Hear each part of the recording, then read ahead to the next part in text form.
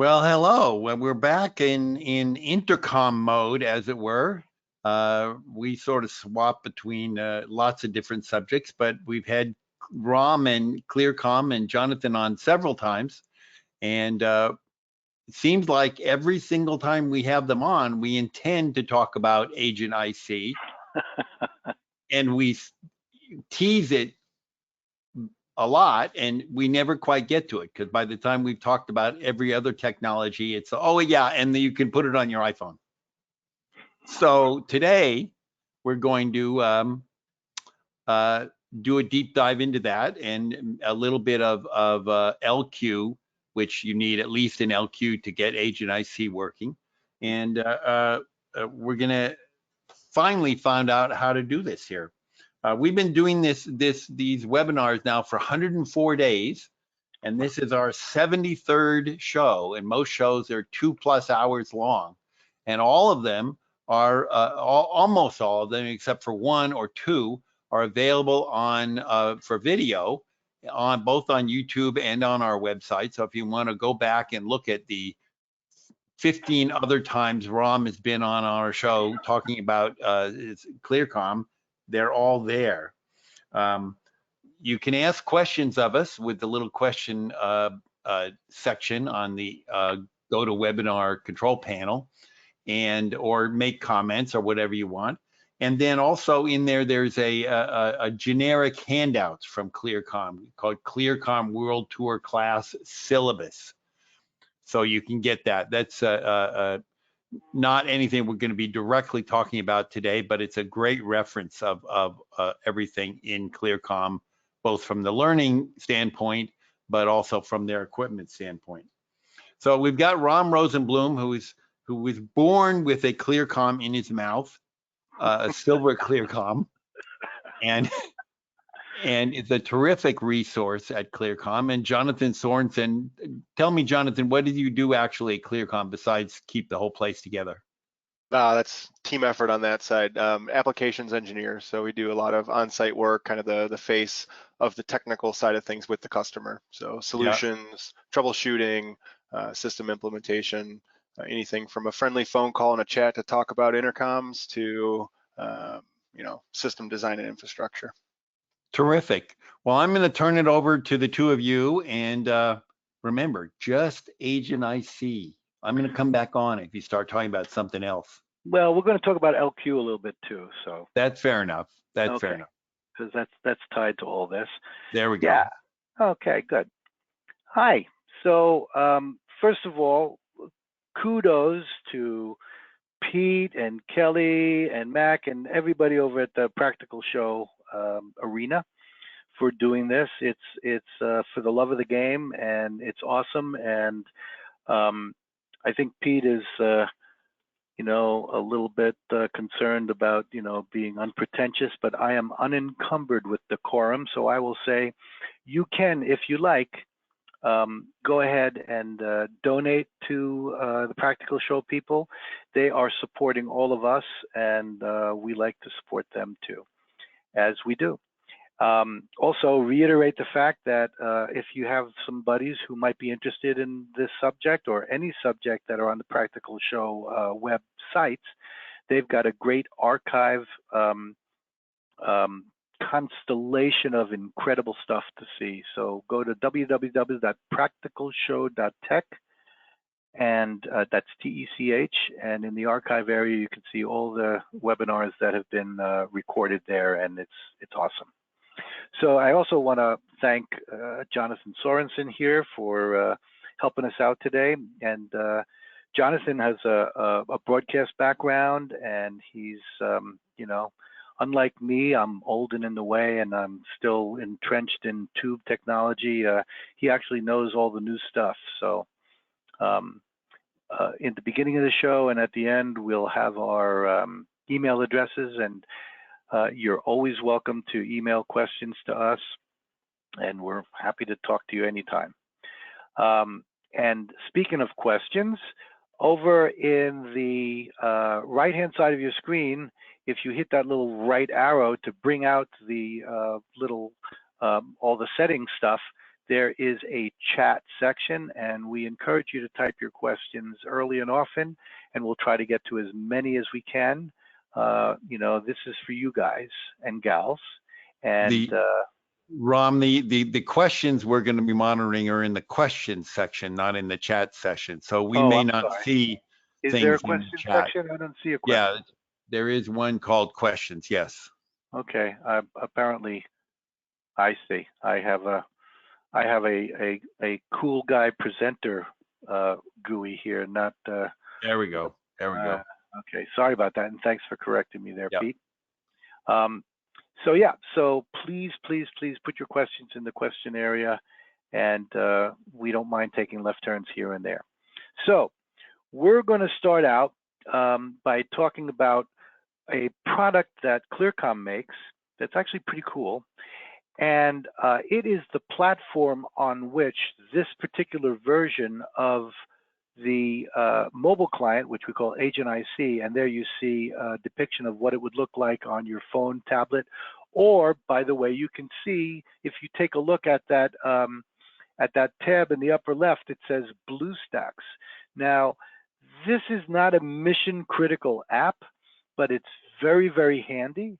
And we encourage you to download BlueStacks onto your PC so that your PC can emulate Android apps. So anything that you can put on an Android phone, any available app that's on an Android phone, you can put onto BlueStacks and actually work with it, control with it, interact with it on your laptop or your desktop. And as far as anything that's involved with audio, you just plug in a USB or a Bluetooth to your computer, and now you can communicate just like you were using your phone or your tablet. And when I say phone or tablet, that also includes things like the Nano, even the iWatches and the Android watches have the ability to host the Agent IC clients on there. You can download the Agent IC app, and it's a free download. And it comes with a demo, which is kind of neat, where you can, test it out with your buddies. But if you wanted to actually connect to your hardwire system or wireless system, whatever you have, then it requires that you buy licenses that you can put onto these LQ boxes. Each LQ box can host up to 8 Agent IC clients, and anything that's available in the I/O of that box will now be available on your phone. So, for example, if you have a 2-wire system, either ClearCom or RTS, and you've got, let's say, channel A, B, C, D, you can have them on your phone, go to the beach and talk to your buddies on the comms. That's, not saying it's a good idea to go to the beach right now. Please wear a mask. But it's a very, very cool tool. A lot of people looked at Agent IC as kind of an interesting toy for a while. Once COVID hit us, it became an essential tool. And speaking for myself and probably for Johnathan too, our phones have been ringing off the hook, especially in the first couple of months of this pandemic, of people who had the product and forgot about it and now wanted to know how to configure it to use it. So it's very useful, and I can tell you for a fact it's being used in some of the highest profile television shows right now, including all kinds of other applications. So I won't name them by name, but trust me, they're the ones you watch, even the ones you don't watch. Okay. In this political climate, I know there's a lot of that. Okay, so Agent IC. If I could have the screen for a second there, Johnathan, if you can relinquish. And I want to show my screen, and I'm going to show, oh, look at me. I'm there all by myself right now. Aren't I cute? I'm going to go to this document, and this is in the handout that you've got. Now, just let me take a quick second to talk about that handout. It covers all kinds of ClearCom stuff, and actually some of our competitors' stuff, at least as far as interacting between our stuff and their stuff. Look, we're not naive. We know sometimes you'll show up to a gig and there'll be a ClearCom product and a Riedel product and an RTS product, and you want to figure out how to put them all together. All you got to do is scroll down to the bottom in the appendix of this handout that you have, and there are all kinds of pinouts for all the different stuff. and how you figure out from there how to connect them, and it's very useful. Also, there's a page, by the way, that will show you interesting websites that are helpful, including some of Pete's great best audio stuff. And that's great for pinouts. It's all kinds of fantastic information. Additionally, there's the link, and I would be remiss if I didn't say this, on the ClearCom website, www.clearcom.com. In the support drop-down menu, there's something called Solution Finder. And Solution Finder is an incredible resource for anybody who's interested in putting together something, programming something, soldering pinouts, figuring out how to hot rod different things. I encourage you to become familiar with it, bookmark it, because it's going to be very helpful to you. Okay, so LQ is a product that started out, the very first one we made was this little, we called it the throwdown box. And if you look at the back plane, it had 2 ports. It had 2 ports either of 3-pin XLRs, which would be not for audio, but for intercom. So for wet TW intercom, like the ClearCom Encore product line or the old PL Pro, or for RTS's product line. So those are there, and you'll see just to the right of that, there are a couple of EtherCon connectors, the RJ45s, which are network connections. And you can notice that one of them, if I zoom in a little bit, one of them says LAN/PoE. So you could actually power this box with PoE and then daisy chain out. It says LAN 1 and LAN 2, but it's not 2 NICs. Excuse me. You can daisy chain out. Let's say you come from your switch into this, your PoE switch into this box, and then you can use this to daisy chain out to your PC. So you don't need to plug your PC into the switch or to another device that requires being on that same LAN. It does have a 12-volt little mini DIN connector here that the little wall wart that comes with the box can connect to if you want to plug it into AC.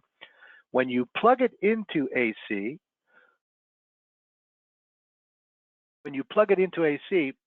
you're going to find, I apologize, I'm getting dry throat all of a sudden. You're going to find that that you can actually support more devices on this 2-wire. And what do I mean by that? This box, you could actually plug a belt pack right into this box and it'll power it up and it'll give it termination. And for the ClearCom protocol or the RTS protocol, and all that is available in the software GUI, which we'll talk about in a little bit, or there's also some controls that you can do from the front panel. If you connect this as a ClearCom product, then you have port A and port B for 2 separate channels. If you configure this pair of connectors, and they always come in pairs, as an RTS 2-wire, then they become redundant because RTS has the ability to put 2 channels on each XLR. The ClearCom protocol only does 1. We did that, Charlie Button did that many years ago because he wanted to keep the noise floor down.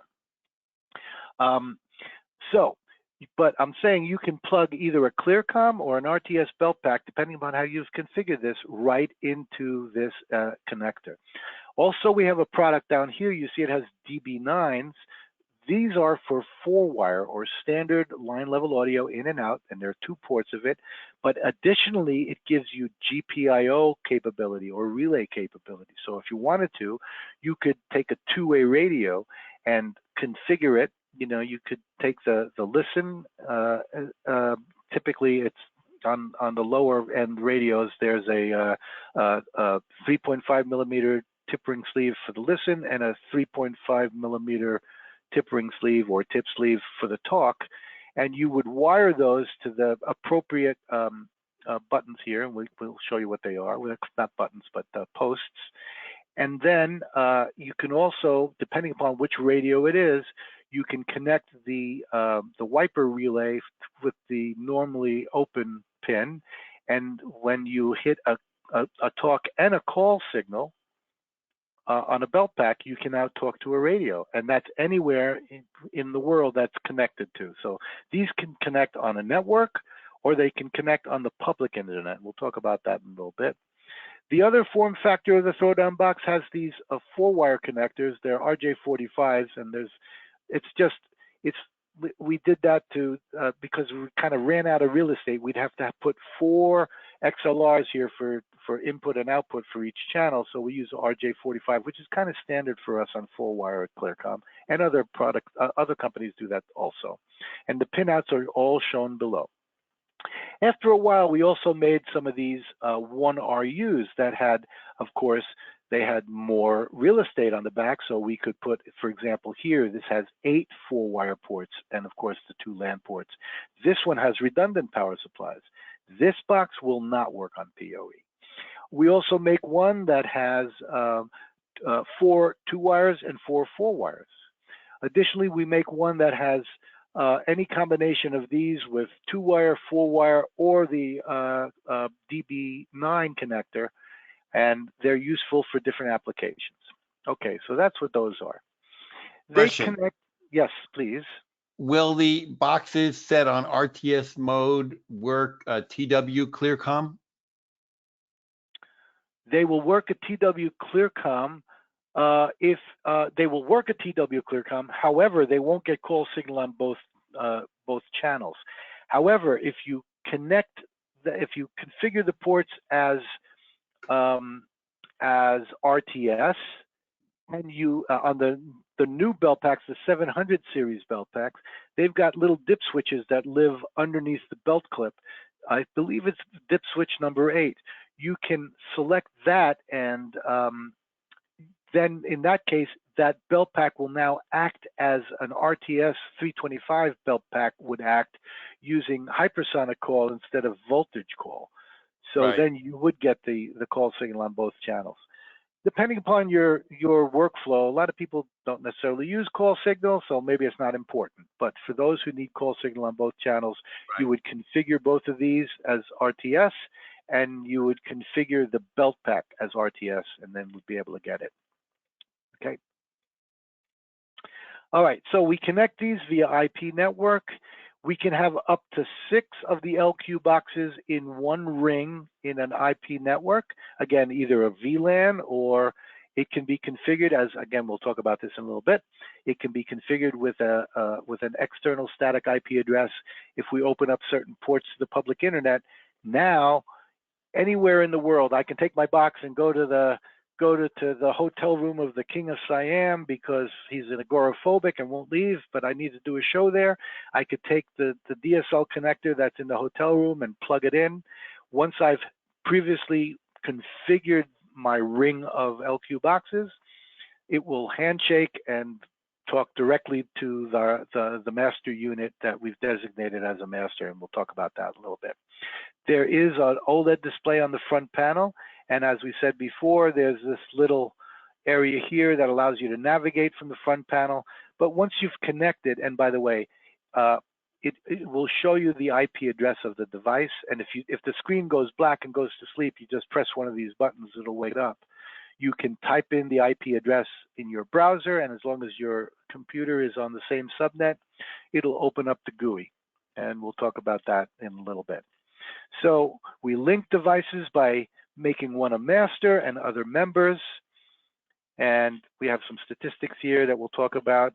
And now I'm going to relinquish my screen and let the Honorable John Sorensen take over and show you the GUI. I think I've relinquished my screen. I think you need to make me a presenter too. I hit stop. I can do that. Okay. Pete's like awesome. By the way, give it up for Pete Erskine, everybody. Yay. Yay. Yeah, hit the Patreon button. That's a better way to So there's a question about that. Using an external IP on your LQ, do you have to talk to your system engineer, to internet service provider, or the external IP address could be put in the firewall? How would you connect that to get an external IP? Sure. Absolutely. So Jonathan's going to talk about that right now. Yeah, so we'll hit that question right now since it's up. It really just depends on the network. Everybody's network is different. Network hygiene, network infrastructure, and network management, and the tools that you have at your disposal to manage that network are obviously going to play a role in that. So in a lot of cases, like at my house here, I've got an internet service provider, and if I'm renting the equipment from them and I connect my LQ device to that, as a DHCP, it gets most of that information, and all I have to do is figure out what my external IP is from that service provider, type that into the external, and everything's already open and it works. Now, if we step that up a little bit, if, let's say, for example, because it happened, I put like a Cisco level router, small business router in my office. Now on that router, all I need to do is go in and open up some TCP and UDP ports. So it's still very simple for me to do everything on my own. When we start talking about some of the bigger companies that have a dedicated network admin team, it's still very easy to put a request in for them, either on a DMZ or on a firewall or on a specific internet facing VLAN or subnet, to say, hey, here's the internal. We want to do a TCP and a UDP port forward for these specific ports, and they're able to go through and map that. The best part is for those types of scenarios is there's enough control in here with the port mapping where they can even add a little bit of layer of security if they want to. So they can change some ports through that routing so that if somebody does see it on the outside, they can easily get back to the inside. Can we get Jonathan's control of the screen? It's coming. There we go. Okay. There I'm you should still see seeing the mine for some LQ reason. here. Yeah. Does that answer the question? Pretty close. On my computer, I use an app called dyndns.com. Sure. And basically it's an app you pay for, and you put it on your computer, and your IP on your external device out in the world becomes, for instance, in my case, Peter Erskine Sure. at petererskine.selfip.com. Right. And it goes to their website, which keeps track of my real live address. Right. Yeah, so doing something like that, you're using the naming services that are attached with that, the DNS side of it, and that's perfectly fine. If you've got an on-prem DNS service that you already have a clearcom.com, you can definitely register that device to that DNS, and you can map it that way as well. So you can do everything straight through IP without doing DNS or anything with host names, or you can go into DNS and make those entries, and you can use those qualified names. Just like you did with your local, I've been on shows where I go to the truck engineer. He gives me the external IP, opens a couple of ports, and I'm done. Right. Yeah, and in some cases, you might not know. Like at home, if I'm on an ISP rented, router / modem, I might not have a static IP or the ability to get assigned a static IP. So in that case, I am at the dependency of the network. So a simple "what's my IP" shows me from a laptop what I'm using to hit the internet. All we're doing is we're adding a TCP UDP port to that, and we're telling it to forward to the internal IP. So in my case, it would be to an internal IP of 10.50.1.141. So I would go do a "what's my IP" right now, but I don't want to have to filter through all my log switches of network attacks. So we won't do that. We'll skip that part. But that's really all we're doing. So if we go and look at it in the GUI, we've got the internal network here, and that's everything that I need to know about it sitting on my internal network. So if my device is on my Wi-Fi, my agent IC on that device can connect right to this internal address. Let me just let the attendees know, on your browser there's a button called Zoom. You can zoom in on different parts of the screen there and use your scroll keys to look around if you want to examine those little tiny text closer. Oh, did it get small? Here, I can. Yeah, it gets a little pretty larger small. on my end That's too. better. That's better. Sure. That's better. Sure. Sorry about that. Yeah, you can also use the mouse to make the pictures of Jonathan a little bit smaller and the GUI a little bit larger. Learn something new every day. So yeah, as far as that network side, so the internal side, that's everything I need to do. If you are doing anything with DNS, this is where you would tell the device where it's checking into DNS or where its entry is held. And back on the general tab, this would be the host name of that device. So again, I'm running everything IP right now just because it's easier for me, and in a lot of our testing and a lot of our implementations, that's what we see a lot of. So for me, I'm at the IP level right now, but I am set up to do DNS if we wanted to. So it's always there, it's always an option. As far as the external side, this is where I would put in what my external would be. So it would be a 172.168.25.02. Not a real address, everybody knows that, that's fine. But so basically what this does then is we tell this we want it to give it a specific port, and maybe it's a port that IT gave us and said this is available, or maybe it's a port that we chose, or maybe it's something we found that was default. So maybe we choose 6001, maybe we choose 80, maybe we choose, it doesn't really matter. But that's the port we're going to do. So what we're doing is we're marrying basically the external IP, anything coming into that external that says, hey, I'm looking for something to log into, and I was told to look at this IP and this port. It says, great, that's fine, but what do I do with it? It's going to forward it through my network to this internal IP. And that's really kind of the backdoor magic behind it. It sounds complicated and sophisticated, but if you lay it out and you just figure out what your internal IP is going to be that you're working with, and what your laptop would use to hit Google for, say, that's really the same premise there. Okay, don't forget to pop your questions in the question area. Yeah, thanks for the questions too. It does help us kind of figure out what you guys want to look at more, what things you might be running into out there in the field, and also for us too, maybe what things we can explain a little bit better, or throw some more documentation out your way. So since this is Agent IC specific, we're going to talk about that mostly on the LQ. I think we've done some other sessions with the LQs as far as going through setup of those, all the different ports and everything, but just the real high level. These are the ports Ram was talking about on the back of the unit, bunch of configuration on those, different ways to flip between ClearComm and RTS mode, and your basic settings there. So we'll jump into the Agent IC portion of this, because really that's kind of the thing, right? We've got a unit at our station or at our site or at our stage, and we're used to having a belt pack on and talking, but now we can't put that belt pack on and talk. So that's what we're finding a lot of, is people are saying, I still need to talk to those same people, but I need to do it from somewhere else. So if we go into accounts, is really the first place we do a setup, because that's our user login. That's where I'm going to go find a home in there to talk to people. Can you We zoom come in a into little? this, yeah, thanks. Great, thanks. Yep, so we come into accounts, we choose our Agent IC, and we can simply add an account here. So again, 8 licenses on each LQ. If we had these linked, we could put 16 accounts, 24 accounts, however many accounts we want on here, and we can dictate where those are going to pick up their license.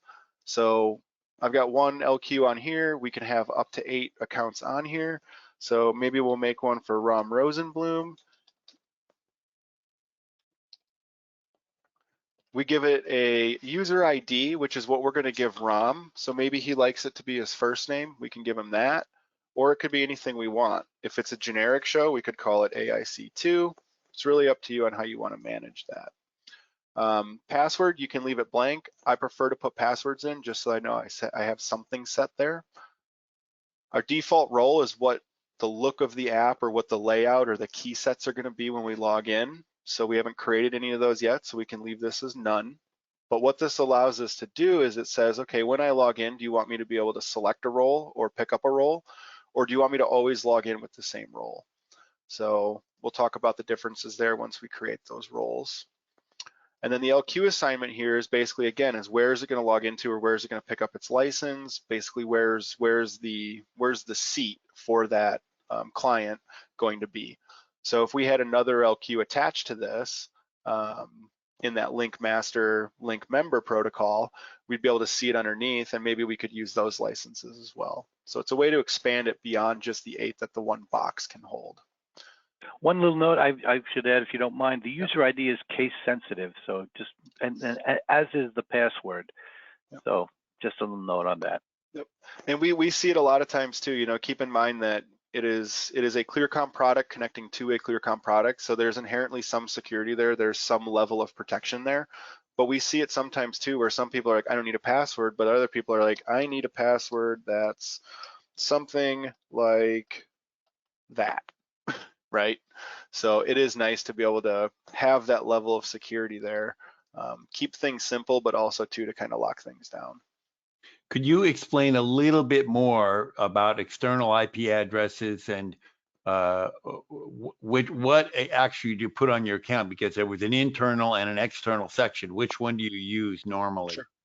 Yep. So we'll just flip back to that. So on the network side, so the IP addresses matter most when I'm at the client level and I'm going to log in. So let me see if I can flip this back over to BlueStacks. So basically, me as a user, I need to set up my application to log in. So I have my user ID here, that's easy. I have my password here, that's easy. The LQ address is where those two addresses come in. So right now, I'm on my internal network. I'm local to that IP. In essence, I can ping it. So I can ping that internal IP, so I can connect to that internal IP. There's no reason I need to go outside to the internet and come back inside to get that connection. Now, if I was not on my local network, say I had this LQ sitting on the network right now and I wanted Pete to log in from his house. Pete's not on my local network, so I would give Pete the external.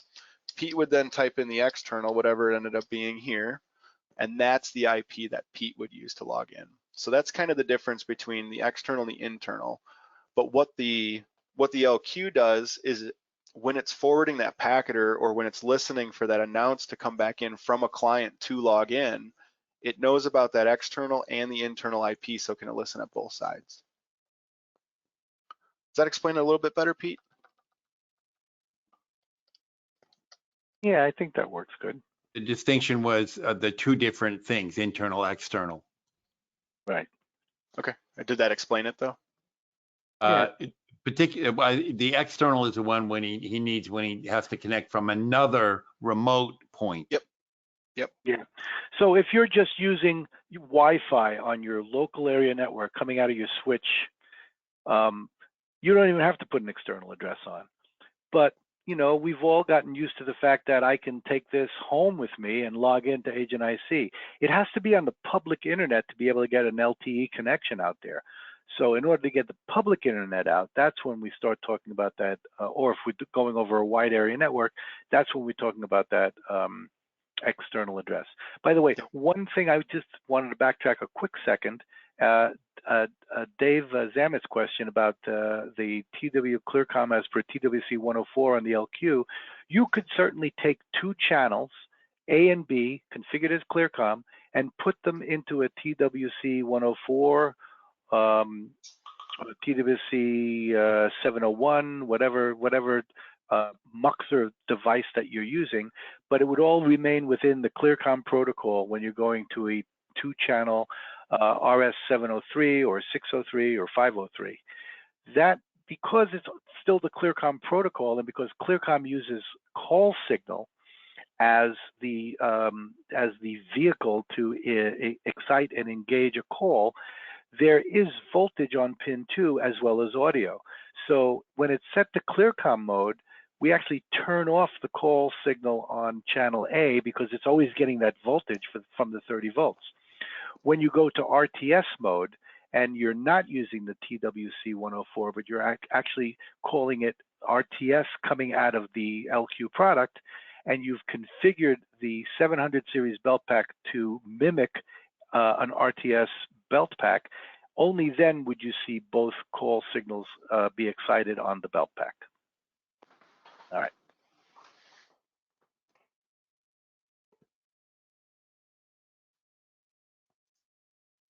All right. We will smoothly segue and transition back to Agent IC. Okay, but as we do that, since I'm annoying and in the way, No. Michael is asking, is the system Mac friendly? Well, of course it is, because the GUI has nothing to do with, it's agnostic to anything. It just needs a browser. So you can open up your browser, if you're using Safari, although, Chrome is a little bit more robust, but you could, any browser on your phone or on your tablet, or if you're using BlueStacks, you would see it in the BlueStacks. Any browser is going to be able to connect to this. So it is, it's unencumbered with PC/Apple brand necessity. And it works on, and the clients are available in this is my Apple, and that's right. an Agent IC client, so I can have that on there, or my Android phone. So That's it correct. loads on there, and that's a free download. And this is the demo system at ClearCom. You can download this and use it right away. Talk between your friend in Tanganyika and home, just right on this demo. Just don't try to use it for a mission critical show, because somebody in Germany might demo the system in the middle of your show and mess it up. As long as they don't say go, you're okay. It's my weekend hobby, Pete, is sitting on Agent IC demo saying 3, 2, 1, go.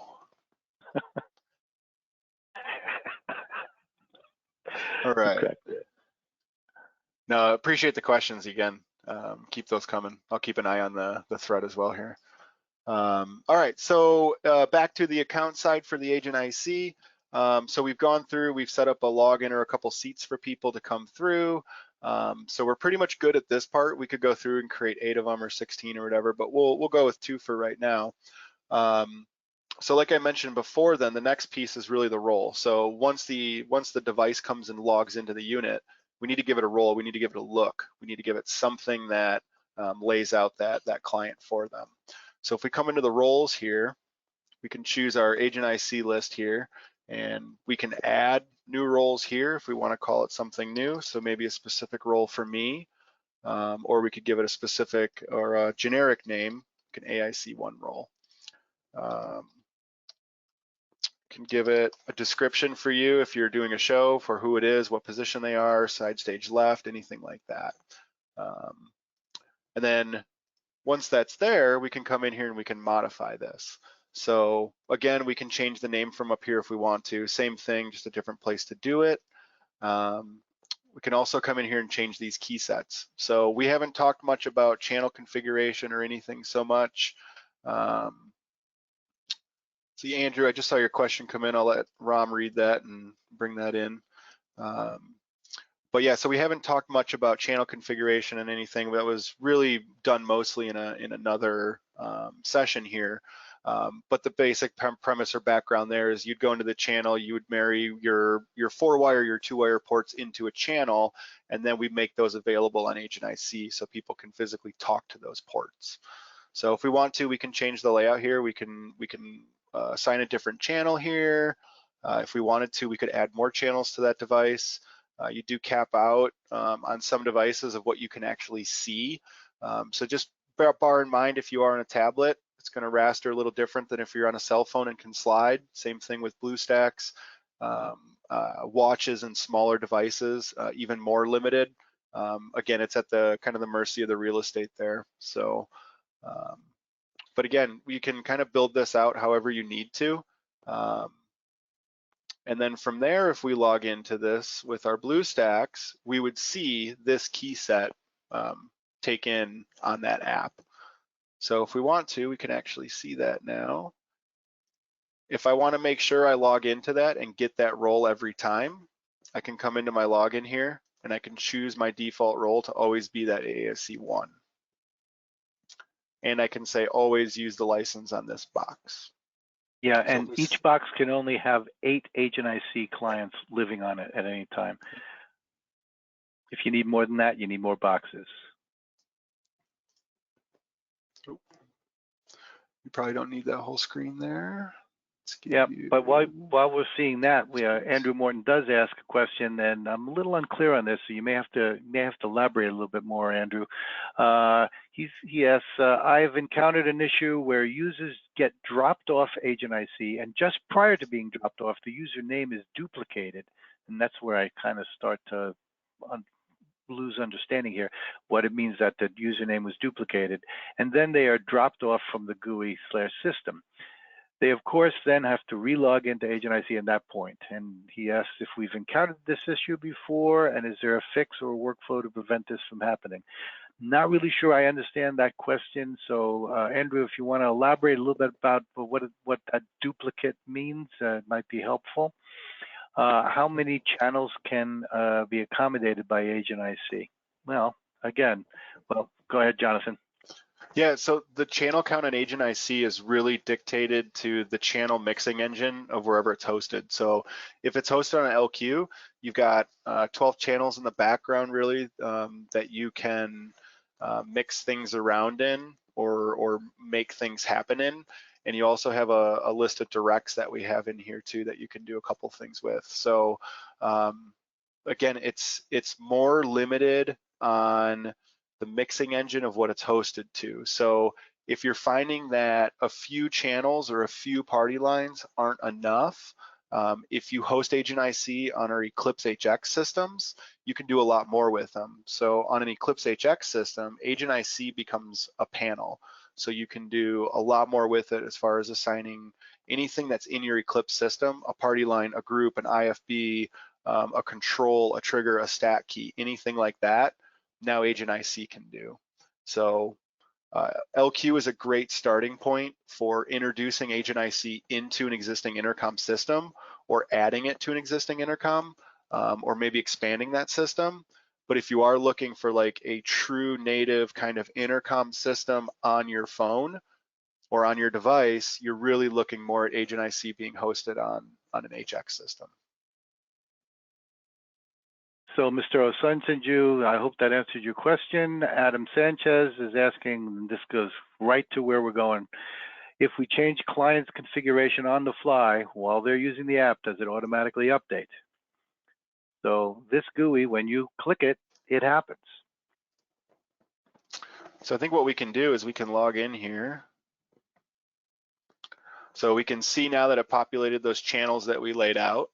And I will leave that screen up for you guys, and I will go make a change on the role, and we'll see if it filters out for us. So again, we're limited to the 12 channel view here, even though we can see more. But I'm going to change channel 11 and 12 to unassigned, and we're going to mix up some of these channels quick.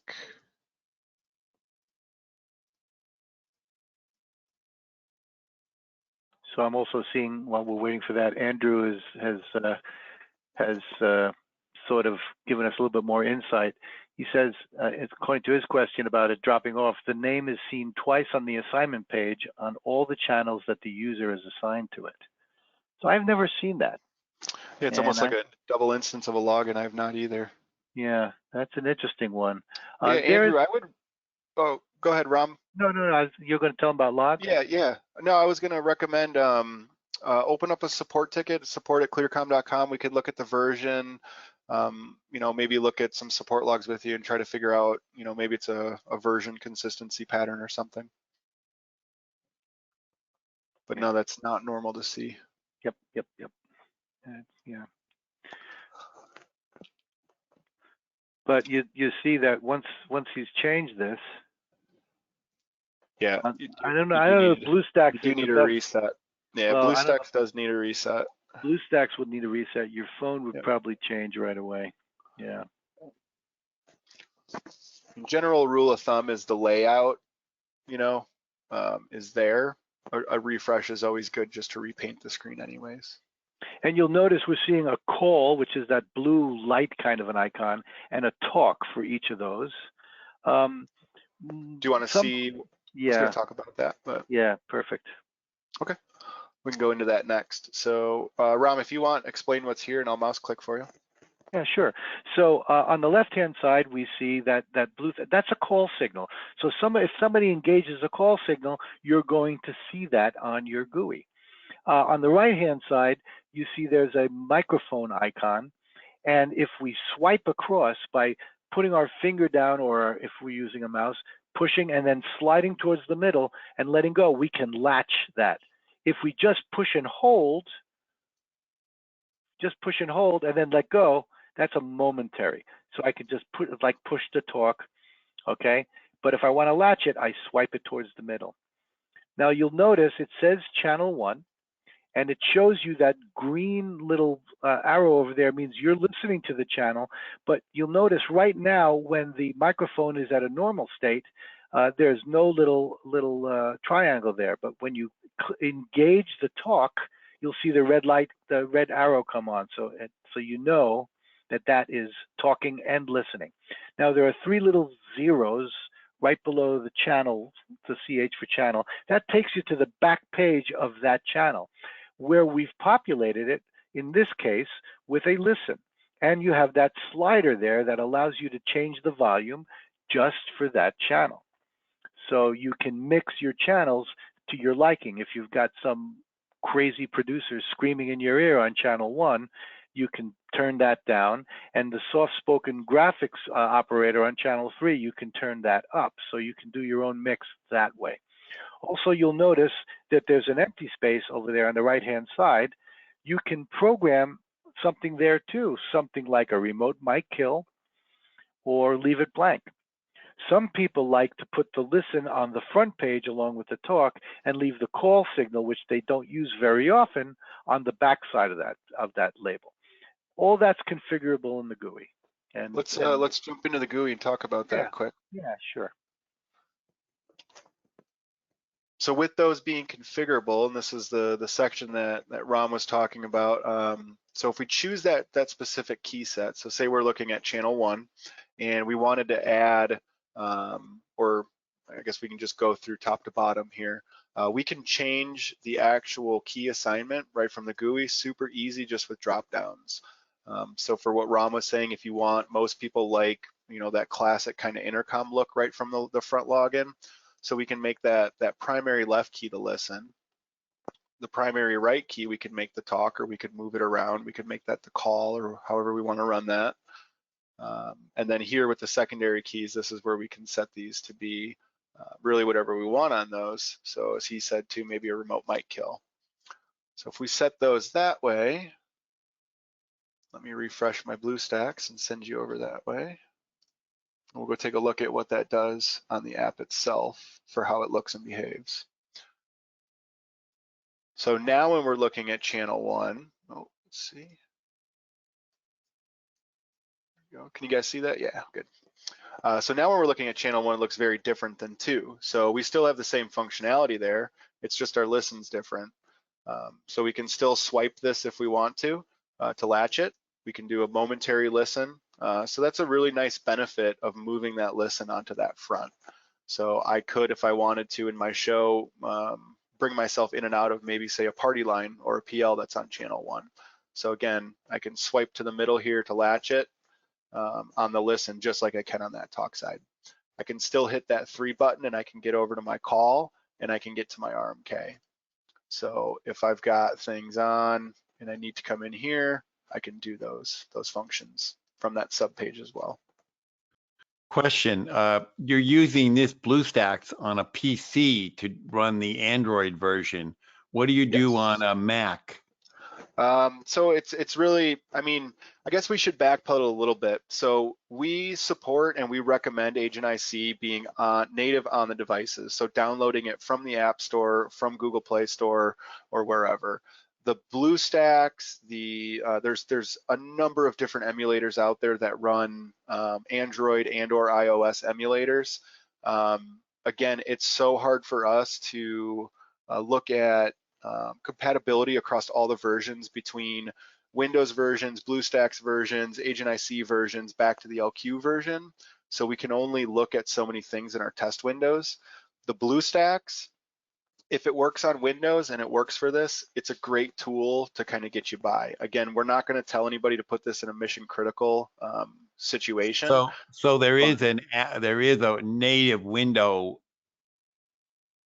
agent IC and a native Mac computer agent IC.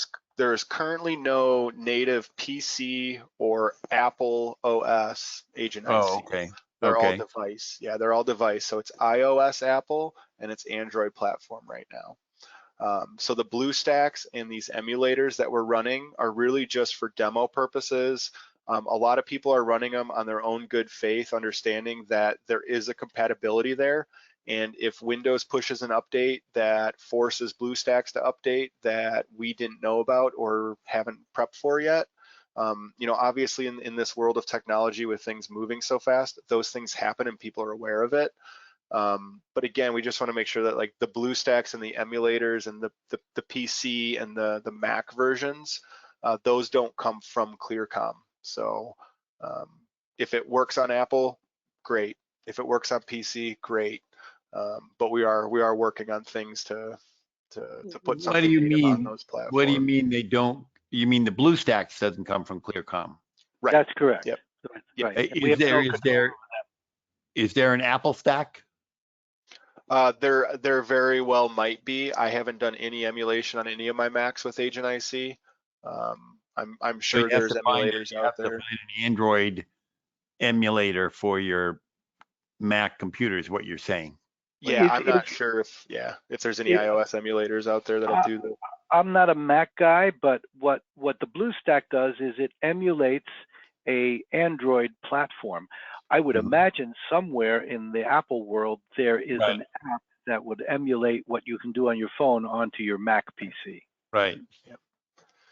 Yeah. So, but like for the easy example, if you're on your Apple laptop and you go to the App Store and you look for Agent IC, there's no native Apple OS. So there's no full-blown Apple OS version of Agent IC. It would have to be the iOS version. And for that, I think Apple does have some emulators, just like kind of BlueStacks on PC and everything. So if you're in Google Play looking for this Android app, can you find that app to put on your PC in BlueStacks? Yeah. So if you're in, so I'm logged into BlueStacks right now. BlueStacks is just it's emulating an Android phone. You do it from within BlueStacks to get right. So and I get all the the ads on here for all these video games that I've never played and never will, and poker and all that. But it's just like anything else, right? I can go in here and I can search for Agent IC, or I could search for any other app that's in their app stores. So. Solitaire, whatever you want. Yeah. Okay. Adam is asking a question. If I were to have, for example, an IFB audio on channel 1 and a party line on channel 2, and the client were to latch the listens on channel 1 and then talk to channel 2, does the latch become canceled in order to accommodate communications on channel 2? No. You control, once you latch something, you control it until you unlatch it. So you can even have multiple talks. We could have multiple listens on like we do.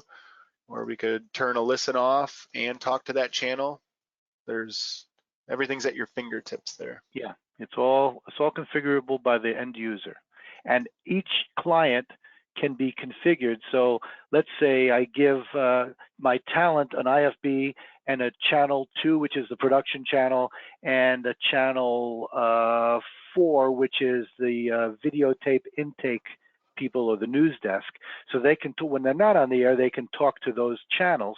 But once they go on the air, they might turn the listens off to those and the talks off and only listen to the IFB.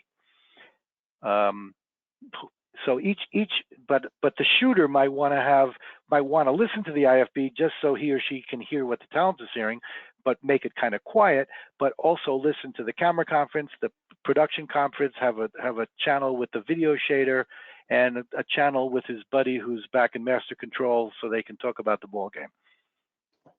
Yep. Yeah.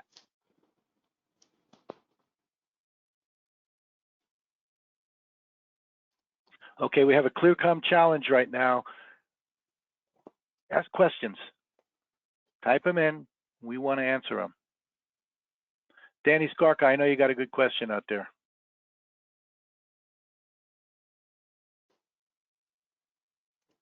Adam Sanchez, I want to make another comment to your first question here. It was, if we change the client's configuration on the fly, will it update in the app automatically? So on this version, I'm not seeing it. I know I've seen it before elsewhere, but on EHX, because it does act like a panel, you'll see those on the fly changes a lot better. Also, if you want to, can you go to a second page on one of the labels and show remote mic kill and talk about it? Yeah, we did that. We glanced over it real quick. So say I'm on channel 1 and I'm on this channel and I'm in the mix and I'm talking and we're trying to figure out who left their mic open on that line, right? There's just a bunch of noise and chatter on it. No one can figure out where it's coming from. So if we come in here, we have this remote mic kill. What this will do is it'll go down and it'll kill all the mics that are on that line. So while we're still latched open, the line should now be clean. So anybody who had their mic open, it should have gotten closed for them.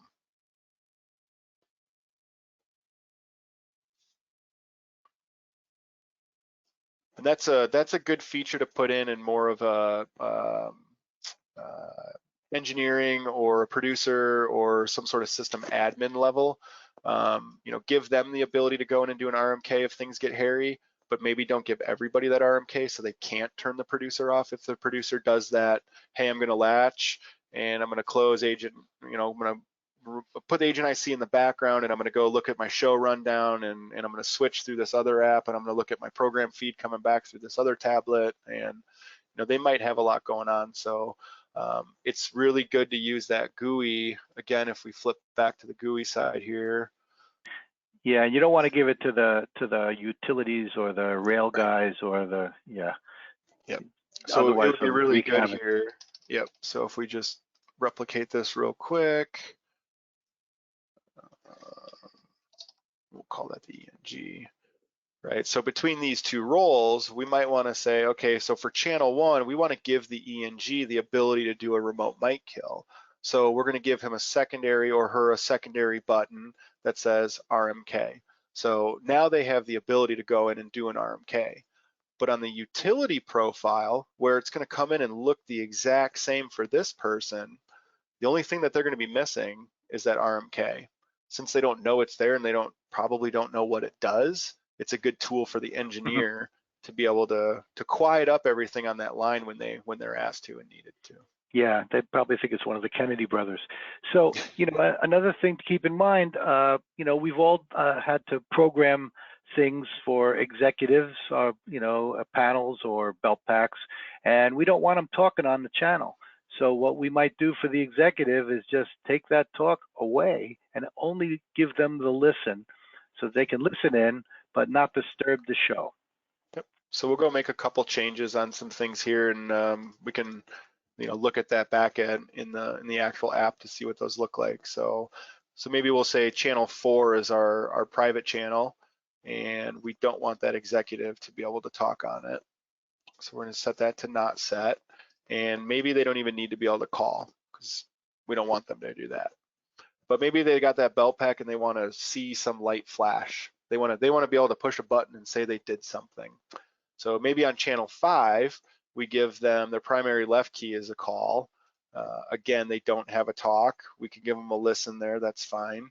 And then what we can do is, let me flip back over here. Sorry, it takes a minute with all the different apps.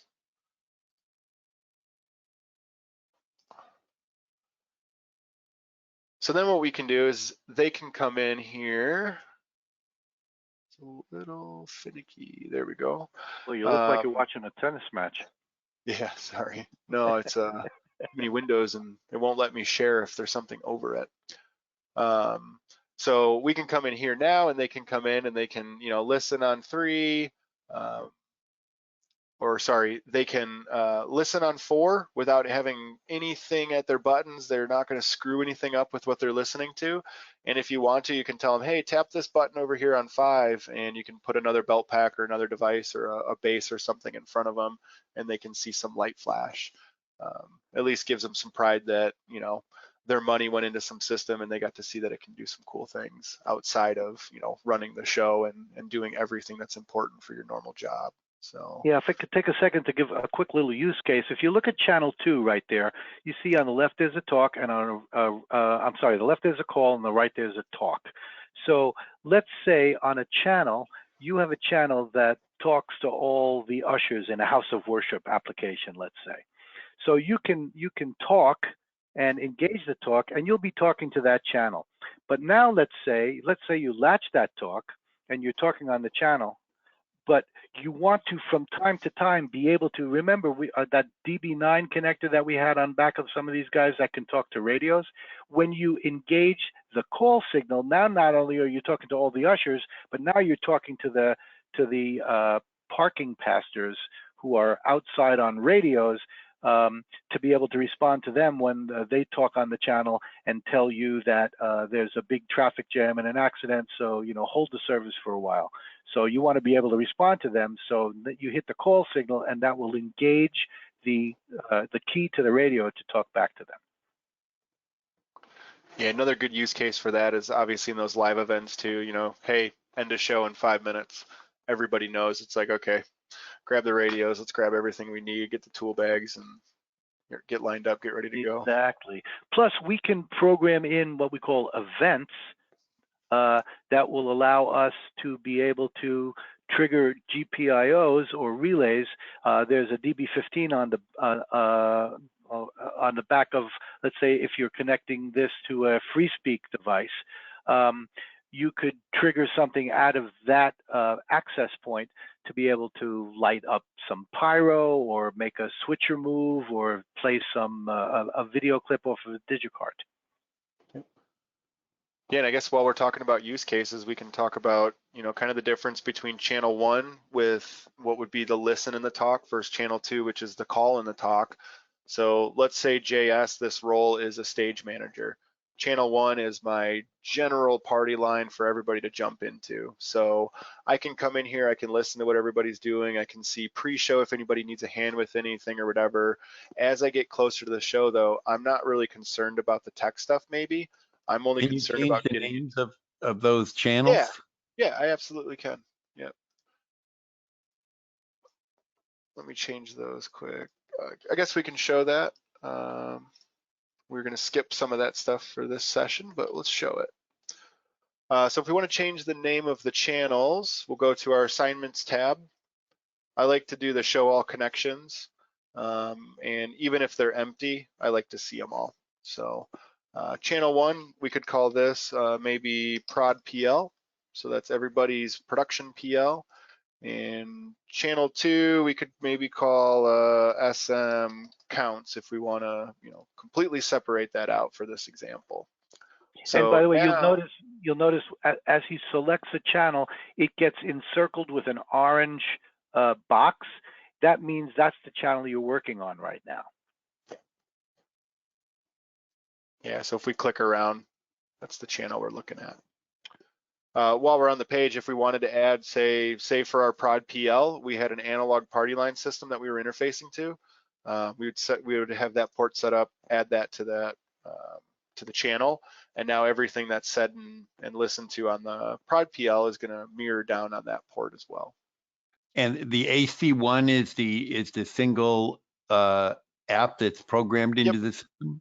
That's a single box. Okay. Yeah, so AIC1 right now is logged in. So anything that, you know, we could see, remember Ram pointed out in the app, those green and those red arrows, we can also see those replicated here too. So we can look at SM counts, the first Agent IC app, or AIC1, the role, is talking and listening to that channel. Wasn't channel 2 a walkie-talkie channel where you press the signal to key it? It still has talk and listen on it. So in the app, I just removed the talk and the listen, and that went away. So if I swipe the talk, we see it come back in. What I'm saying is you named it SM counts. So now you're talking on a walkie-talkie channel too. Oh, well, I mean, we can. Counts, Yeah, it's just for the example. I mean, we could call that radio. Parking that's fine. or something. Yeah, okay. That's Radio. fine. We can call that radios. Right, and you'll notice, by the way, anything that is blue, kind of looks like a hyperlink in this GUI, is a name change or device drop-down that you can change. Yep. Also important to note on that, because a lot of people miss it, if I make a change here, I have to hit this blue submit button. Right. So if I make a change and just hit enter, it works. If I make a change and click away, apparently it does now. So good fix. Does it? Yeah. Yeah. So you make a change and click away? It didn't. Hang on. It was the enter hanging out. So, Yeah, okay. Yep. Okay. Yeah, you have so to I'm not hit going enter or crazy. the blue, right? End of my long day. Good. Yep. So you either have to hit enter or hit the blue. It's a hyperlink submit type thing. So so that's the channel layout. We'll go look at those and kind of explain how someone might use each one of those. And again, a million different ways for how to use these things. I'm sure everybody uses them different, so we're not here to debate that. But we'll just look at a couple of these different use cases on here. So on the prod PL, again, pre-show, I might want to listen to what's going on. Hey, yeah, go ahead and do this, move the truck, whatever. Awesome, sounds great. Thanks for your help. And then I get closer to the show, I might want to remove myself from that, most likely chaos. And, I can, talk to the ushers, and I can ping the radios and say, hey, we're getting 15 minutes to show. How are we doing? We're looking good. Awesome. So then I'm gonna get sort of into my stage manager account mode. And at least way back, I'm saying way back, but you guys are probably looking at me like you're the young buck here. But when I first started doing front of house audio for off-Broadway stuff, I didn't want a headset on. I was still mixing by ear by then. Everything was still analog as much as it could be, and I didn't want a headset anywhere around me. So I was one of those people that really liked the Q Light. So maybe our stage manager says, okay, I'm gonna open up and I'm gonna start doing my counts. Everybody who's listening can hear me. And now I'm coming up and I know that audio is waiting for that visual cue. So, hey, we're gonna go, scene 3, take 4 on 3, 2, 1, go ahead. So I get the call light. I can send the call light this way. Those people see their call light, and anybody else who's listening to me on that channel can hear it. So it's just another way to kind of give them a little bit of different control, because they might not be concerned about turning their listen on or off at that level. They might not even need the listen if they're only counting out. So it just depends on the channel use, but there's a couple different ways to use it there. So I want to stop a second and pause just for a minute for some questions. Yeah, please. So Palmer is asking, what's the average latency of the system? Well, Palmer, you have to keep in mind that latency is a function of the network also. So if you're going over the public internet, you're going to see, it could be 250 milliseconds. But if you're just, staying within your own local area network, I think we're talking about 40, 45 milliseconds, something like that. Am I getting that right? Yeah. But my experience with it over the cellular system. Yeah, the cellular system really, yeah. It's virtually the same as a cell phone call. That's not my experience. It usually beats a Teams call or a cell call for me. Yeah, because just a little piece of minutia and trivia here is we're not using the VoIP part of the telephone call on the LTE transport. We're using the data, which gets to the endpoint, the phone or the tablet, much faster than the VoIP part does. And it also works in a giant crowd of iPhones looking for Wi-Fi. That's correct. Yeah, there's a great video on our website. There's a company called LiveX in Manhattan, and they produce a big part of the ball drop in Times Square, and their PAs have been running around now for a few years, all using Agent IC connected LTE, and of course they can't use earbuds. They've adapted David Clark headsets to tip ring sleeve connectors for their phones or tablets. But it's pretty fast. Another question we have, If you're listening to Win asks, if you're listening to multiple channels, is there a visual indication of which one actually has incoming signal? And if someone is being rude on the channel, how can I tell which of my channels it is? Wow, the Win must work in HR. Okay, so you certainly see an indication that there is audio traffic on the channel and that you're listening to it. But as far as on the LQ product, as far as the ability to see any kind of light up other than a call signal, that's not there. It's an interesting little feature that we could put into our roadmap, and I'm happy to do that, but it's not something that's available right now. Adam, can Agent IC accommodate remote triggering from a headphone PTT button, for example? I don't know. Jonathan? So if I'm understanding it correctly, you basically want your headset connected to Agent IC to trigger a talk. As of right now, no, it cannot. What you could do though is you could preset your talks in here, and you could use a standard inline PTT. So Pete's actually got a Sonam phone over by him, and he's got the PTT handset for it, which I think is a great product for Agent IC. Pete, you mind showing that? And then maybe Pete might know if there is a way to actually trigger. Actually disconnected it, but this phone takes regular accessories like push-to-talk mics or David Clark headsets. It has military connectors on it for connecting to those items. There's a 900 megs walkie-talkie module that can go on the top of it. And this phone has an external, a removable battery, but with the screen on, it runs 8 hours on the battery. So it's pretty powerful battery. Yeah. How much does that cost, Pete? $1,000. Wow. With a couple of accessories. Okay. Yes, Adam, it really is limited to, it was designed to be a device or an app on a device, so it is limited. It uses the system audio on the device itself. So if a phone doesn't have the triggering going in, that's why I recommended or mentioned Pete's phone. There is some triggering there, but the app itself is still designed to be used with your fingertips. So. Yeah, and where can you source the phone, Pete? You can get those through Verizon, AT&T, right from Sonam. They're all Sonam, sonim.com. You can buy it from.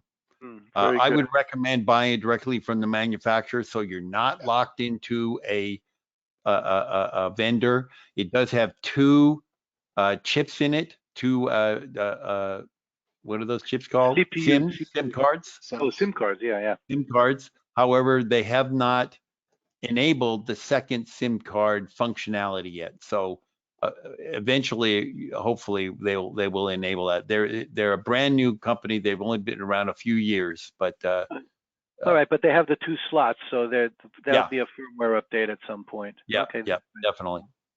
Okay. To continue with questions. Yeah. Yep. So Mr. Lee is asking, what's the difference between the Agent IC for LQ and EHX? Jonathan kind of went over that a little bit before, but here's the big takeaway from that. For LQ, you have the potential for 12 channels, 12 party lines, for lack of a better term, and things that can actuate within those party lines. And you can program any of the clients to have any or all of those 12 channels. But when you go to EHX, now your EHX client is kind of like an intercom matrix panel. So anything that a panel can do, your Agent IC client can do. So when we program that, and here we're seeing a depiction of the GUI in EHX where you can actually program those things.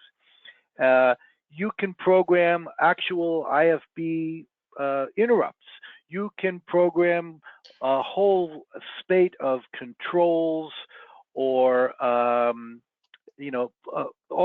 kinds of things. Anything that lives on the back plane of that matrix, the EHX product has access to.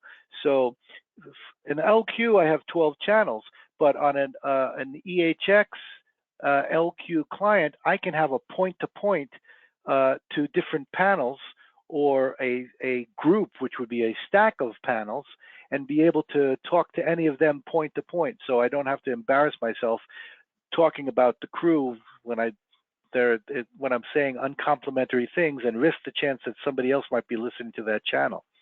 When in LQ, we've got 12 channels, which is a lot of channels. And typically what people do is they'll designate them, some of them as private party lines, to be able to, you know, let's say just me and the TD want to have our own little channel to talk. But in the real world, if I'm not careful, I may have programmed that channel 12, let's say, that I've made as the TD Love channel, let's call it. If I accidentally program that to one of the utilities client, now they're able to listen in, and that can be dangerous. So, but on a point-to-point, an actual point-to-point in a matrix, that's guaranteed a private line. And as long as I'm not latched on other channels, I'm going to have a private conversation with those devices. So I can program party lines, I can program controls, I can program an IFB interrupt, or I can program point-to-points.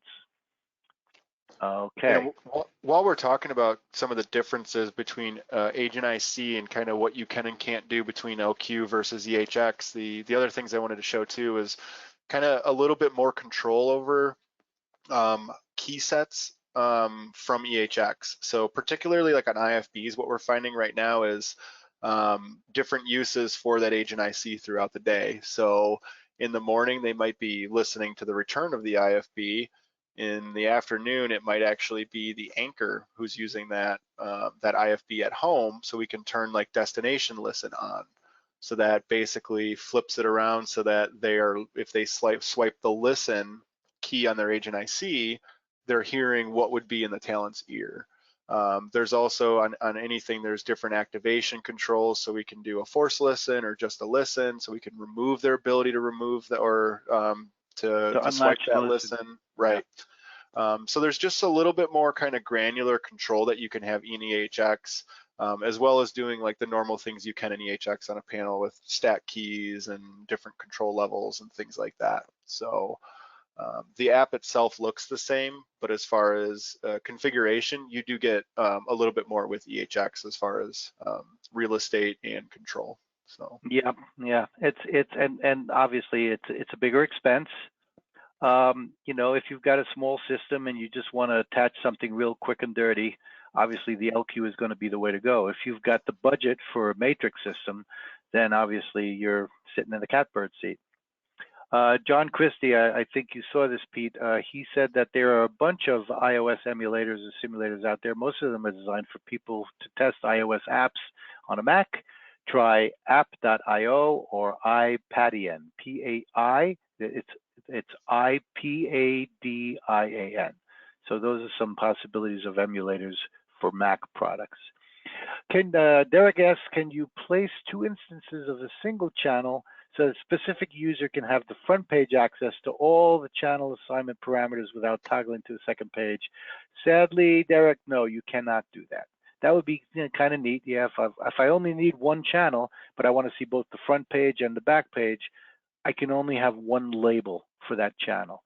As soon as I've selected that channel onto my client in the programming, in the LQ device at least, I don't, that channel's option goes away from my list of possible designees. So once it's selected, I can't select it more than once. But aren't the channels really all on one page? So here I have. No, I think what he was. I think what I was asking, if I got, and correct me if I'm wrong, Derek, but I believe what Derek was asking is, can I have channel 1 twice on my GUI? Yep. So that I can have the front page constantly open. In this case, where's the front? Where's the second page? Yeah, I don't see a second page. Yeah, so I think what he's asking is, could I have prod PL here and prod PL where channel 4 is, and give me listen, talk, call, RMK. Right, that's what he's asking. As of right now. Oh, more functions. Okay. Yeah. I shouldn't say the second page. I should say primary and secondary for the label. Yeah. Okay, that's the secondary. That's the primary. So All right. So right here, unfortunately, secondary. yeah, we can't do that. Sorry. So now Palmer makes an interesting request here. So if you reply with your voice, quote unquote, from the beach, from far away, a long distance, or from Sheboygan, or from the International Space Station, wherever you are, will your speaking be heard on the local system whenever it arrives, possibly on top of someone else speaking in real time? Obviously, that is a possibility, but it's always a possibility that you might step on somebody on comms. Typically, the protocol is wait to hear a little bit of silence and talk. But yes, because of the vicissitudes of latency in network and certainly with LTE, there is that possibility you may speak over somebody. But the good news is you will both be heard. One is not going to cancel out the other. It'll just be, according to cocktail effect from a psychoacoustic point of view, it might be a little confusing, but anybody can say, can you say again? But the answer to your question is yes. Okay. And it would have to be a significant amount of delay for it to come in late enough where it really did trip something else up. Most of the implementations we're doing with these are the anchors at home who are waiting for queues to start talking, and none of them are doing any sort of delay compensation on that.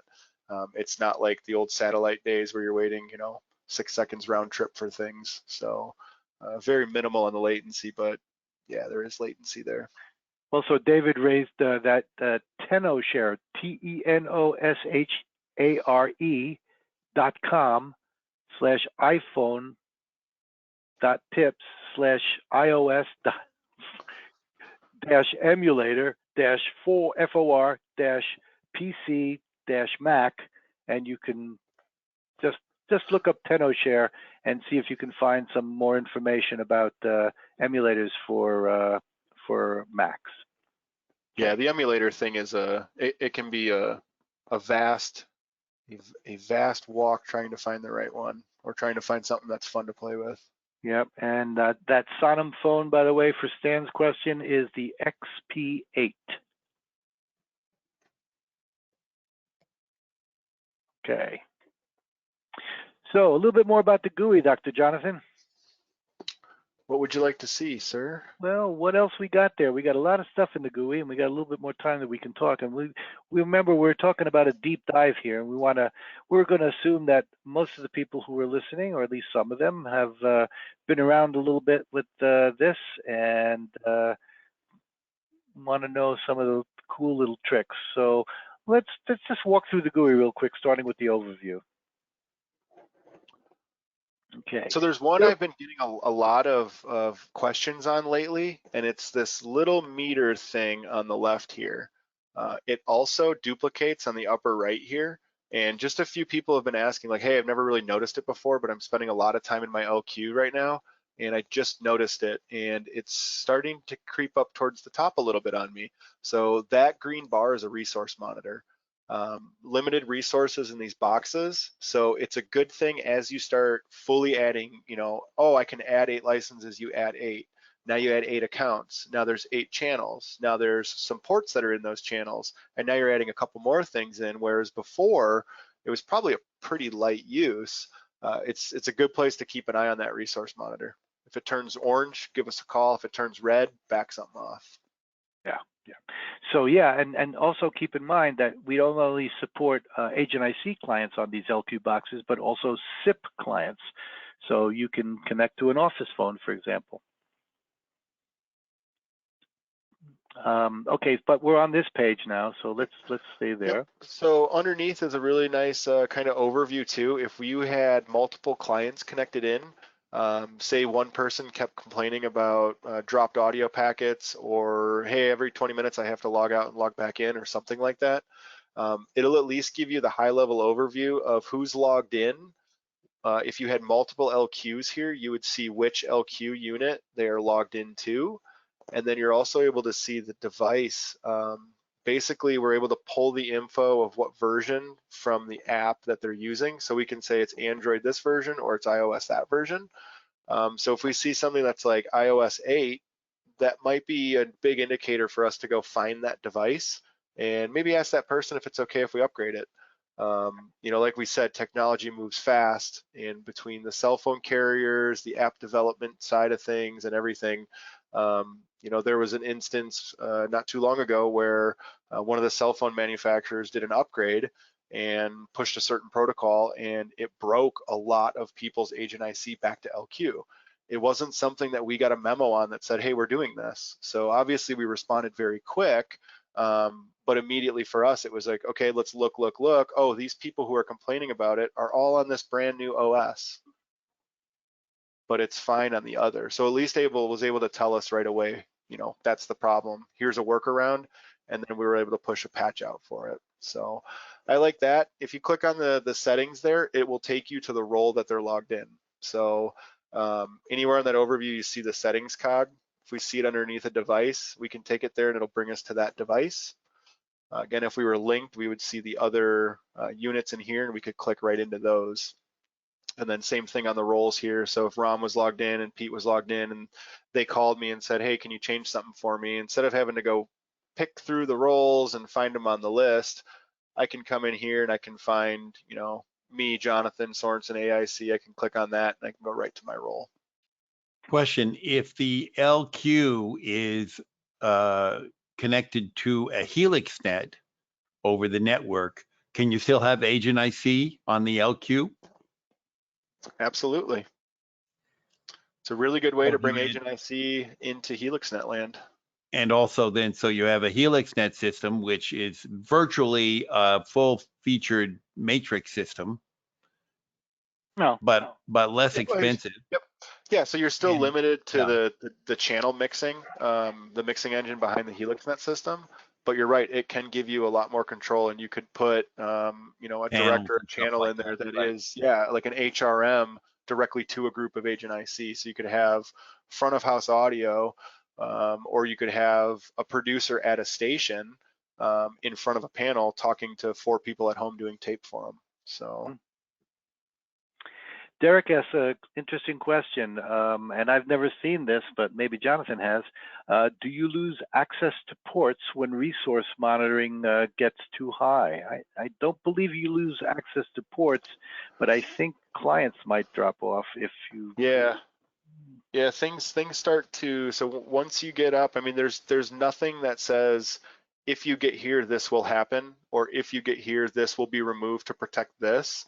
Once those resources get busy, the system just has to prioritize of whatever it's being asked to do. And like any other box that's running those Linux kernels in the background, they just get behind on it. And if it's something that it can catch back up on, it will. But if it's audio, it's too late. So. Yeah. Also, the incredible Alfred Fred Tetzner asks, is it possible to pre-program a setup on a laptop, download to a thumb drive, load to another device? So no and yes, Fred. Unfortunately, and I don't know if this is going to be addressed. We keep talking about it, but I haven't seen any practical roadmap to any time in my near future. But at this point, the web-based GUI products that we have cannot be controlled offline. You have to be connected to the box to be able to manipulate the GUI. However, you can about your question about download to a thumb drive and load onto another device, you can save in the device, where is it, general area and maintenance. There's a place to, it's not maintenance, where is it? Where do you do the save? You're thinking HelixNet. I'm thinking HelixNet, yeah. Yep. No, no, LQ, excuse me, I'm completely wrong. I'm thinking HelixNet. LQ at this point does not have a save and restore config.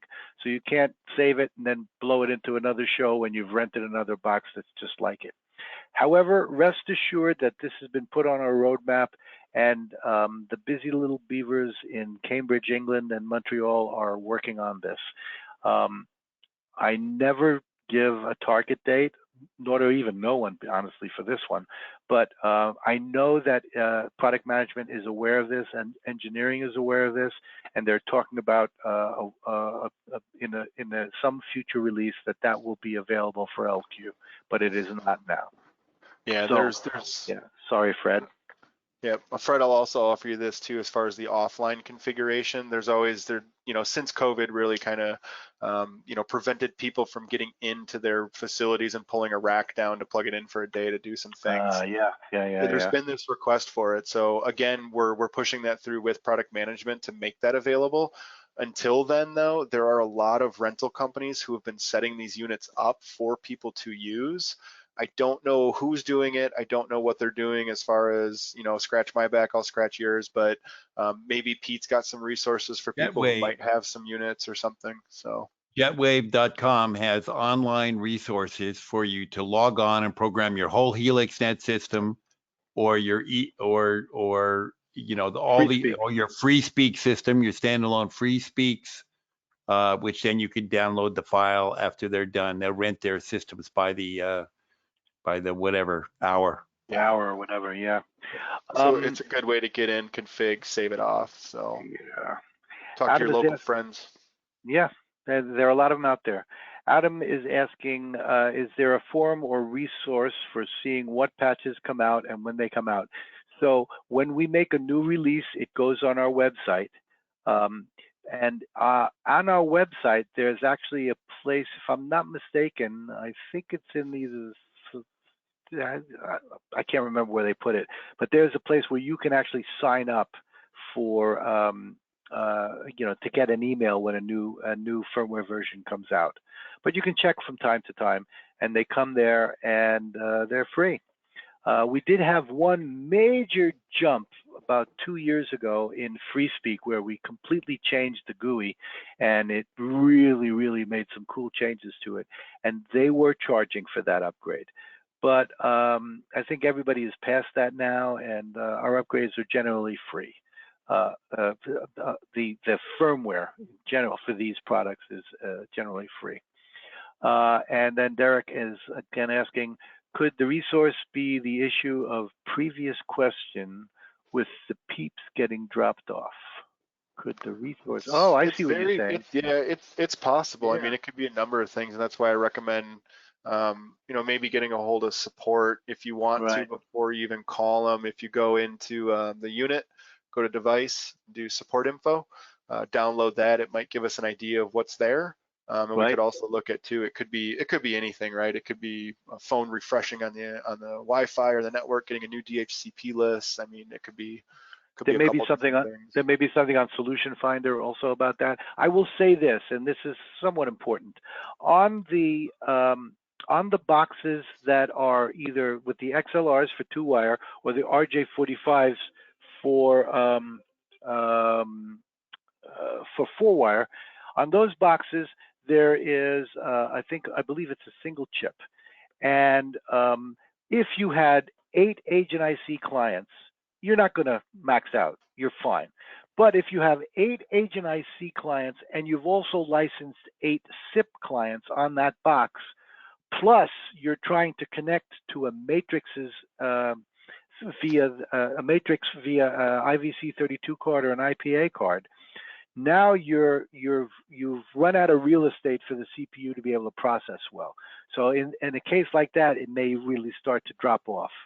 However, if you only have 8 agent IC clients and you're connected to a port on an LQ box, or maybe even 2 ports, it's not going to raise that bar to a point where it's going to drop things off. But it's possible that what we were talking about before was when everything actually was maxed out. The one little caveat to what I just said is that the -G models, which are the LQ4WG, and that's the one with the DB9s on the back. There is extra processing on the PCB of those products on the and that's because of all the GPIO stuff that happens. So they actually have a little bit more yaya in the processing department, so they're less likely to give you an issue when you're completely loaded up. Yeah. And Fred is got his fingers crossed to be busy little beavers. Yeah, time is always a premium on site, and for sure. And that's exactly what we raised when we had our little discussion with product management and engineering. Sometimes you're sitting on a plane, well, not right now, but sometimes you're sitting on a plane and you want to program your next show. And or you're sitting on a plane and you want to make changes to the show you just did so that the next time you do it, it's going to be better. We just don't have that now, unfortunately. But know that it's being worked on. It And thanks seemed for as that if question, Fred. it seemed as if the whole reason is you're using the computer in the device to do all the computations and keep track of everything. Right, And right. I would imagine somebody, a clever software person, could write an emulator for a HelixNet base or an emulator for an IQ box that then could go into a PC. And I would guess that would be the best way to get it done. No, absolutely. You know, maybe somebody can make like something that can live on a USB stick that will Exactly. that emulates what's going on. There are a lot of possibilities. They're aware of it. They've been aware of it since the very beginning of these products. We started asking for it when HelixNet first came out with the browser-based GUI. It's just a question of priorities and timing and staffing. Working for a manufacturer has opened up my eyes to a lot of things that I didn't have to even think about. And one of the things is sometimes you can't get what you want, but if you try sometimes you'll find that you get what you need. And so for now, we've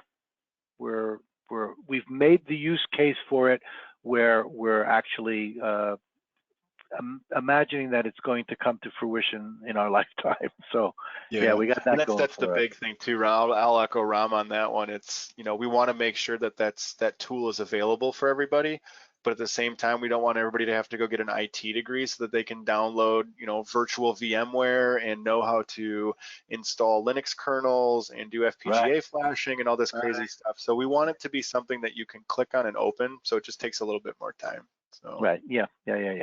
Adam is asking, in a given session, can you save a configuration to quote revert to saved unquote in an instance that you aren't happy with your changes? Again, same answer. Once we get this save and restore feature in this product, which we're hoping we get sometime soon, maybe within the next release or the release after that, then yes, absolutely, you'll do that like you can do right now with FreeSpeak Base 2 or with HelixNet. But until we get that ability to save, unfortunately, Adam, we're not going to be able to accommodate your suggestion. But again, all these things that you're asking, we will process into notes that will go to the people who actuate actual changes. So keep them coming. You know, we're not gonna make a soda machine or a margarita blender into one of these things. But so far, everything you guys have asked is absolutely doable. We just need the time for our engineers to be able to get to these things. You should note that we are working right now on some products that are going to be incredibly cool.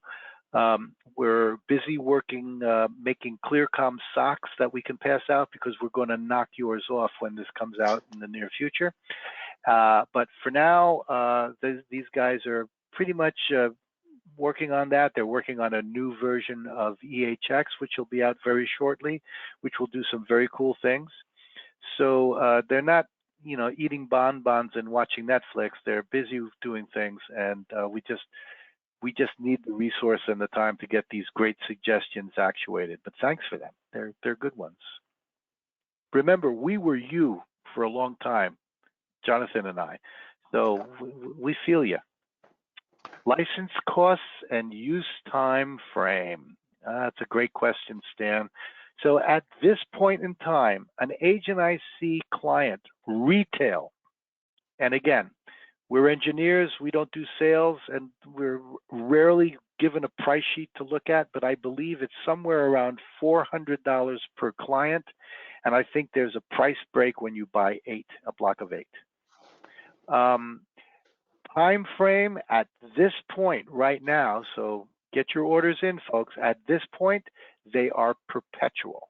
So when you license 8 Agent IC clients to an LQ box, As long as you got that box, or if you sell it to someone else, as long as they got that box, it's live on that box forever.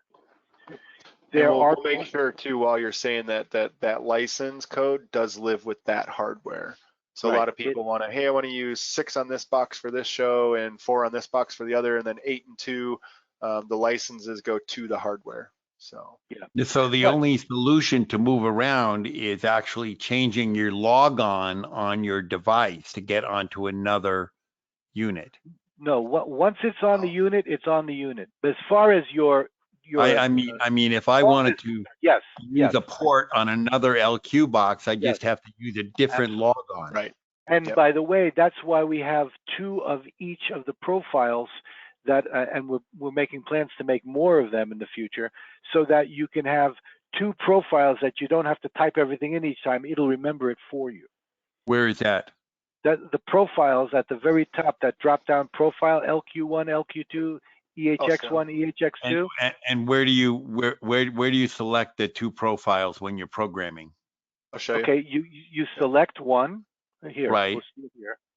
So right now he's looking at program 1. So if he goes to settings, he can go on program 1, the settings cog. Settings cog. Yeah, there you are. Right. And then you program everything you need to be able to connect to that client. Now you go to LQ profile 2. Is that duplicated automatically in 2 at the same time? No. Now it goes and you have to do everything again for that. Right.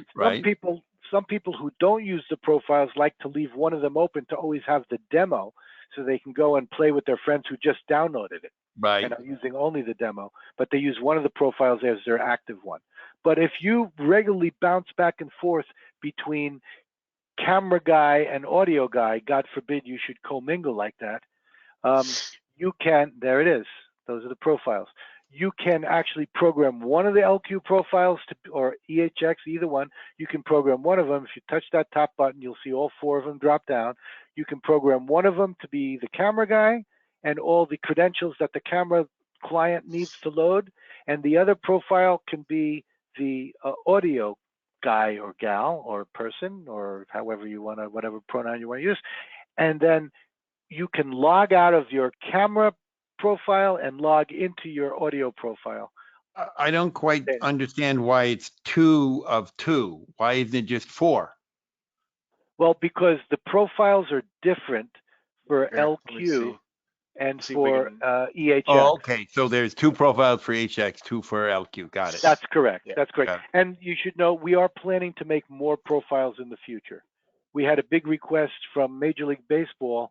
Right now they're using HelixNet for their replay. So the umpires, they put the headset on. Some guy comes out with a belt pack and a bag and headset, and they talk to New York, where they're watching all the feeds, and the guys are sitting there stroking their beards. If it's Tuesday, then it must be blah, blah, blah. Okay, he's out. And then the umpire hears he's out, and he goes, "I'm out." And then the crowd throws beer at him. Okay, what they want to do instead of that is they want each umpire to have a cell phone in their pocket and be able to have a profile for each ballpark, or a profile for National League and profile for American League, something like that. Because right now with 26 ballparks, plus the other ballparks that they use occasionally in spring training, they don't have the real estate on an Agent IC client right now to be able to have every umpire be able to talk to from every park. Okay, so you understand the profiles? Got it. Okay. All right. Yeah, Pete, you could use the different profiles here to switch between 2 different systems or switch between roles. Sure. So like I've got it set up right now where it just goes from JS1 to JS2. Where you could also have a profile for one LQ box and a second profile for a different LQ box. Absolutely. Yep. Absolutely. Or like in this case, I've got my first profile is on, and my 2 profiles are on the same LQ box. They're just different looks, so they're different roles. So it's just a different way for me to get different key sets throughout the day. Yep.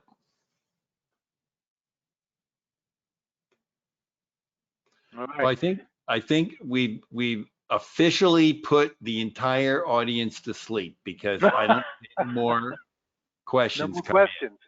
in. All Yeah. right, last chance, guys and gals. This is your chance to talk to the official bloviators of ClearCom. No? Okay. Well, I have to say that I think we really did cover Agent IC, Yeah, I think uh, so. Agent. What did we call it before? 99. Agent 99. Yes, we Agent did Dick. cover Agent 99 well here. So Good. Yeah. Excellent. really happy to have you again. It was very productive, and I thought the questions were particularly good. I do want to remind everybody that we have these nifty little blue things. These have 42 channels of comm in them, and they can talk. They can talk anywhere in the world. You just talk into this little spray hole here, and you just talk everywhere. So, hello, hello. If you support us to the tune of $25 a month on Patreon, we'll send you one of these each month. Thank you very much. Also, if you are a $50 supporter on Patreon, we do have a few shows coming up which we'll be charging for, and you will get free tickets to see those if you're a $50 support. Oh, wow.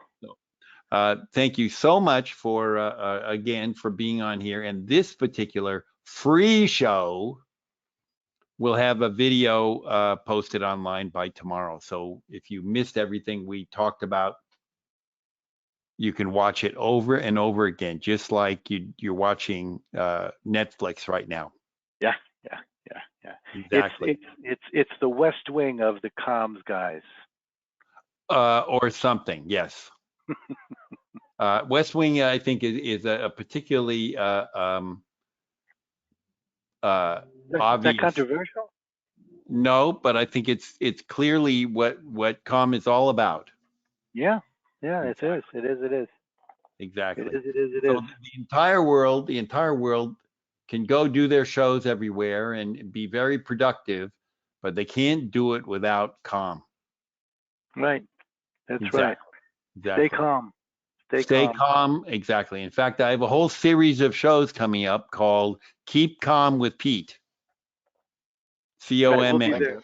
We'll be watching, buddy. I'm going to do a half a dozen shows on everything from 2 tin cans and a wire all the way up to you can have an intercom system on your phone. So anyway, there are email addresses there if you want to email us privately and ask questions that come up at a later date. Yep.